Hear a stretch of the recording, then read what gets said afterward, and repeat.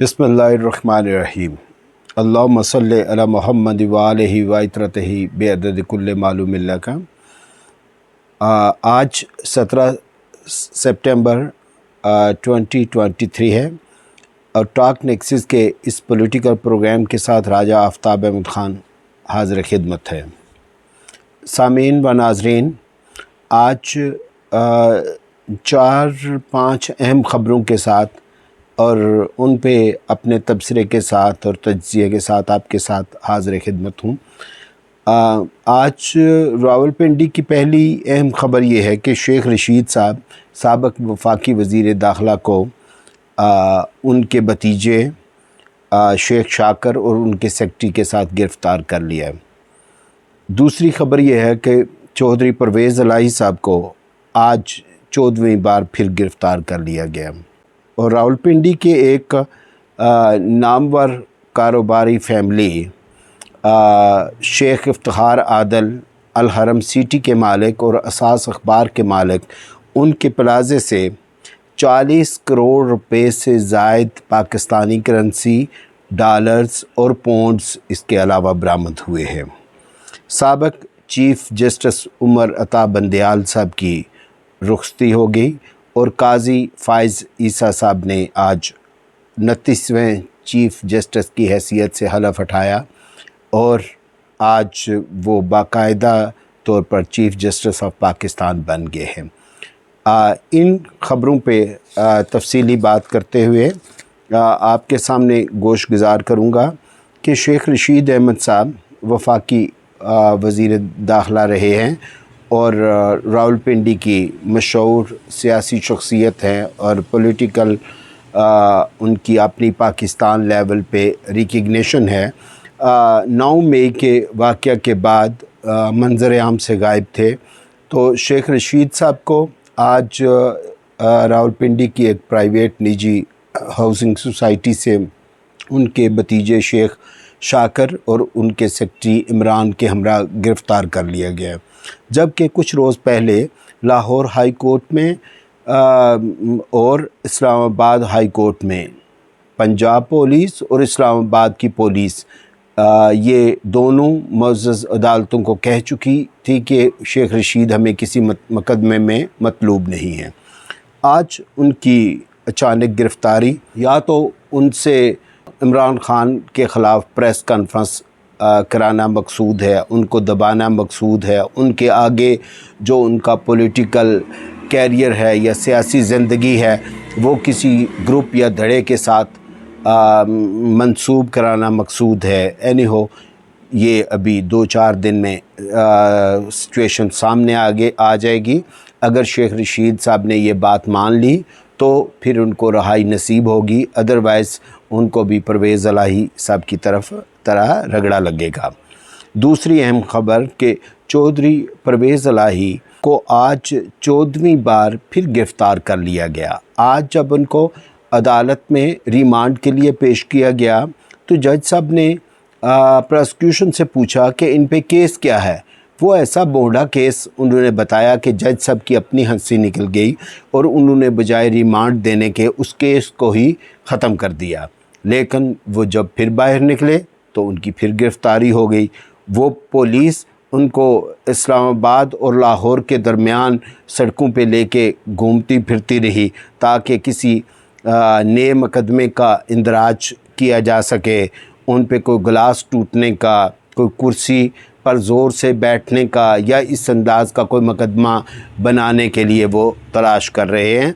उनके पास भी अब कोई और केस नहीं रहा और किसी केस में जान नहीं रही और अदालतें भी अब इस चीज़ को बहुत अच्छी तरह समझ गई हैं कि चौधरी परवेज़ इलाही जो बीमार भी हैं और उम्र रसीदा भी हैं, उनको बार बार की इस तरह की गिरफ़्तारियों का मकसद सिर्फ़ उनको तोड़ना और उनकी पॉलिटिकल अलाइनमेंट का डिसीजन करना है। बहरहाल आगे 1-2 दिन में मज़ीद इस पे जो लाया अमल होगा वो भी सामने आएगा और अभी जो नई अदलिया के नए चीफ़ आए हैं तो उनसे भी बहुत सारी चीज़ें और लाइन ऑफ एक्शन वाज़ेह होगा। اسی طرح ایک اہم خبر کہ راولپنڈی کے ایک پلازا برج نور کے بیسمنٹ میں FIA نے چھاپہ مار کر وہاں سے 40 کروڑ روپے پاکستانی کرنسی اور ڈالرز اور پاؤنڈز کی ایک بڑی اماؤنٹ برآمد کی ہے۔ یاد رہے یہ پلازا اساس اخبار کے مالک اور الحرم سٹی کے مالک شیخ افتخار عادل کا ہے۔ افتخار عادل پولیٹیکل طور پر حنیف عباسی صاحب کے اور رانا ثناء اللہ کے انتہائی قریبی ساتھی اور ان کے رائٹ ہینڈ تصور کیے جاتے ہیں۔ یہ کرنسی اسی طرح اکٹھی ہوتی ہے، بریف کیسوں میں بھری جاتی ہے، پھر لانچوں اور اسپیشل جہازوں کے ذریعے بیرون ملک منتقل کی جاتی ہے۔ لیکن جو کرنسی پکڑی گئی ہے اب اس کا آگے کہاں جاتی ہے، کیسے ہوتی ہے، اس کا کوئی حساب کتاب عوام الناس کے سامنے نہیں آتا۔ یہ ایک اہم ایشو ہے۔ اور اس کے بعد اگلا پوائنٹ یہ ہے کہ آج قاضی فائز عیسیٰ صاحب کے حلف اٹھانے سے پہلے سابق چیف جسٹس عمر عطا بندیال اس عہدے سے فارغ ہوئے ہیں۔ آج وہ ریٹائرڈ ہو گئے ہیں اور ان کی اس جو عدلیہ کے چیف جسٹس کی حیثیت سے جو لائف رہی ہے اس کو میں جب تجزیہ اور تبصرہ کرتا ہوں اور سوچتا ہوں، اور عموماً پاکستانی ایسا ہی خیال کرتے ہیں کہ عمر عطا بندیال صاحب کا دور اپنے کیریئر کا شاید یا چیف جسٹس کی حیثیت سے انتہائی بدترین اور کمزور دور رہا ہے۔ ان کے انتہائی ڈرپوک فیصلے رہے ہیں، انہوں نے اپنے فیصلوں پہ عمل درآمد نہیں کرایا، ان کی موجودگی میں 15 بار لوگ گرفتار ہوئے ہیں، وہ اسلام آباد کے بلدیاتی انتخابات نہیں کرا سکے، وہ پنجاب اور KPK کے الیکشن نہیں کرا سکے، حتیٰ کہ وہ ارشد شریف شہید کو انصاف نہیں دے سکے۔ ان کے کیس پہ انہوں نے سو موٹو نہیں لیا۔ جب حکومت نے ایک فیکٹ فائنڈنگ کمیشن بنایا تو اس فیکٹ فائنڈنگ کمیشن نے تھوڑے ہی عرصے میں 500 صفحات کی ایک رپورٹ پیش کی اور اس رپورٹ میں واضح اشارے کر دیے اور وہ کھرا بالکل کلیئر کر دیا کہ کون کہاں تک اور کس طرح اس میں انوالو ہے۔ لیکن عمر عطا بندیال صاحب نے اس رپورٹ کو خاطر میں لائے بغیر اس رپورٹ کو ردی کی ٹوکری میں پھینکا اور ایک نئی JIT بنا دی گئی۔ جو نئی JIT بنائی اس میں ایسے اداروں کو شامل کیا گیا جن کے حوالے سے ارشد شریف مرحوم کی والدہ اور ان کی فیملی شاکی تھیں اور وہ ان کو ہی اس کا قصوروار سمجھتی تھیں۔ لیکن انہوں نے ایسے اداروں کو اور شامل کیا جن پہ ان کا اعتماد، ان کے والدہ اور ان کی فیملی کا اعتماد نہیں تھا۔ وہ عمران ریاض کو 4 مہینے سے زیادہ عرصہ ہونے کے باوجود برآمد نہیں کرا سکے۔ پاکستان میں بنیادی انسانی حقوق کی پامالی ہوئی، اس پہ وہ کنٹرول نہیں کرا سکے اور لوگوں کو 15 10 بار ضمانتیں ملنے کے باوجود پھر گرفتاریاں ہوتی رہیں۔ اب وہ پاکستان کے بڑے عادل تھے، عدل کی بڑی سیٹ پہ تھے، لیکن وہ لوگوں کا تحفظ نہیں کر سکے اور وہ کرسی پہ چمٹے رہے۔ چاہیے تو یہ تھا کہ اگر وہ سمجھتے ہیں کہ ان کے فیصلوں پہ عمل نہیں ہو رہا تو وہ کرسی کو ہی ٹھوکر مار دیتے، کم از کم ان کا اپنا وقار تو بحال ہوتا۔ لیکن انہوں نے آخری دن اور آخری لمحے تک وہ کرسی کے ساتھ چمٹے رہے اور انہیں اپنے وقار کا کوئی خیال اور احساس نہیں رہا۔ اب آتے ہیں اگلی خبر کی طرف۔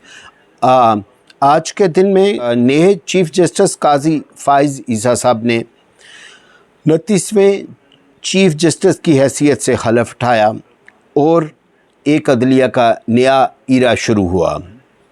آج جب نیا دور شروع ہوا ہے تو قاضی فائز عیسیٰ صاحب کے سامنے ایک نئی سچویشن ہے۔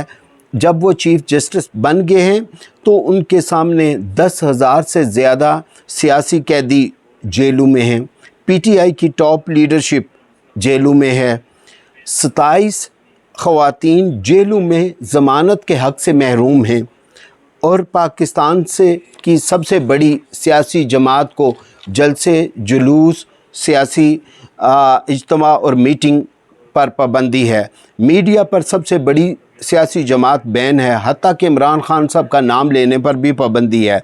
सुप्रीम कोर्ट के जजेस मुनक़िस्म हैं और धड़ेबंदी का शिकार हैं। कौमी इलेक्शन का मामला इल्तवा का शिकार है। मुस्लिम लीग नून और PDM इनको अपना चीफ जस्टिस साहब को अपना सियासी इत्तेहादी शो करते हैं या बावर कराते हैं। इस्टेब्लिशमेंट उनको अपना हम ख्याल समझती है और अपना ही गिरदानती है। ऐसे तमाम हालात में काजी फ़ाइज़ ईसा साहब ने हलफ लिया। पूरे पाकिस्तान की उम्मीदें उनसे वाबस्ता हैं। अभी अगले चंद हफ्तों में उनके इक़दामात ही पाकिस्तानियों को मुतमईन कर पाएंगे। उनका आज हलफ उठाना महंगाई, गुर्बत, बेरोज़गारी में फंसे हुए पिसे हुए पाकिस्तानियों के लिए उम्मीद की एक किरण है। अगरचे चीफ जस्टिस काजी फ़ाइज़ ईसा साहब के बहुत से इक़दामात मुतनाज़ा हैं जिन पर आज डिस्कस करने की ज़रूरत नहीं है। आज हम चीफ जस्टिस साहब को हलफ उठाने पर मुबारकबाद पेश करते हैं और मुस्बत सोच से उनको वेलकम करते हैं और उम्मीद करते हैं कि अल्लाह पाक उनको पाकिस्तान और पाकिस्तानियों के लिए फ़ायदा मंद बनाए और पाकिस्तान का भला हो। अल्लाह हम सब का हामी और नासर हो। वमा अलैना इल्लल बलागुल मुबीन।